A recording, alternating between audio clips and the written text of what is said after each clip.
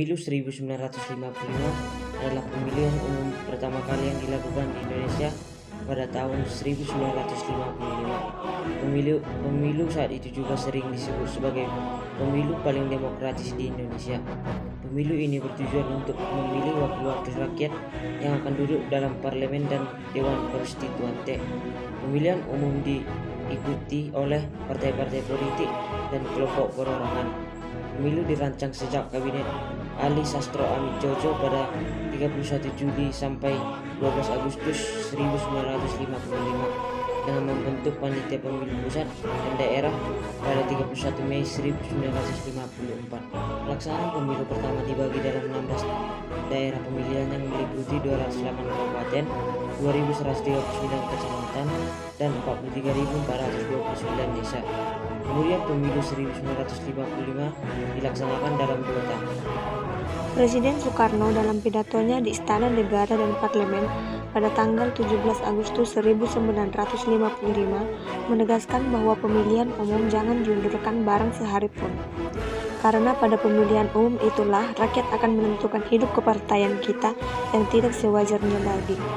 Dalam proses pemilihan umum, terdapat 100 partai besar dan kecil yang mengajukan calon-calonnya untuk anggota Dewan Perwakilan Rakyat dan 82 partai besar dan kecil untuk Dewan Konstituante. Selain itu, masih ada 86 organisasi dan perseorangan akan ikut dalam pemilihan umum. Pemilihan umum untuk anggota DPR dilaksanakan pada tanggal 29 September. Hasilnya diumumkan pada tanggal 1 Maret 1956. Pemilihan umum 1955 menghasilkan susunan anggota DPR dengan jumlah anggota sebanyak 250 orang dan dilantik pada tanggal 24 Maret 1956 oleh Presiden Soekarno. Acara pelantikan ini dihadiri oleh anggota DPR yang lama dan menteri-menteri Kabinet Burhanuddin Harahap. Dengan terbentuknya DPR yang baru, maka berakhirlah masa tugas DPR yang lama dan menunjukkan tim formatur dilakukan berdasarkan jumlah suara terbanyak di DPR. Pemilihan umum 1955 selain memilih anggota DPR juga memilih anggota konstituante. Pemilihan umum anggota Dewan Konstituante dilaksanakan pada tanggal 15 Desember 1955.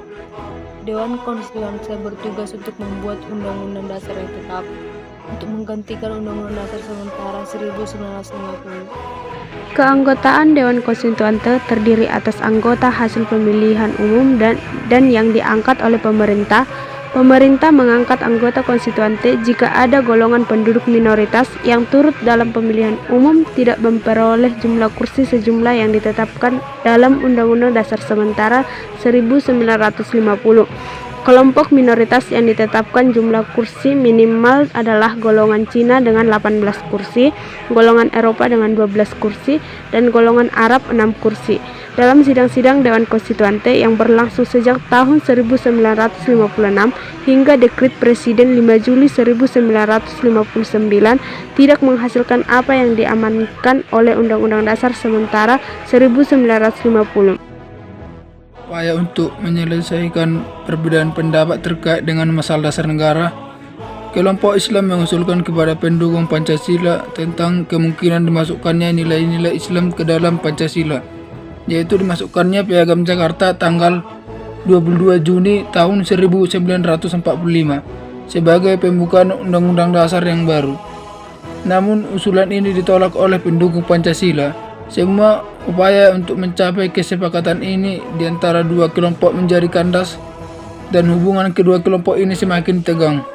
Kondisi ini membuat Dewan Konstituante tidak berhasil menyelesaikan pekerjaannya hingga akhir pertengahan tahun 1958. Menyikapi usulan Presiden, Dewan Konstituante mengadakan musyawarah dalam bentuk pemandangan umum. Dalam sidang-sidang pemandangan umum ini, Dewan Konstituante pun tidak berhasil mencapai quorum, yaitu 2/3 dari suara jumlah anggota yang hadir. 3 kali diadakan pemungutan suara, 3 kali tidak mencapai quorum, sehingga Ketua Sidang menetapkan tidak akan mengadakan pemungutan suara lagi dan diusul dengan masa reses atau masa tidak bersidang. Ketika memasuki masa sidang berikutnya, beberapa fraksi tidak akan menghadiri sidang lagi.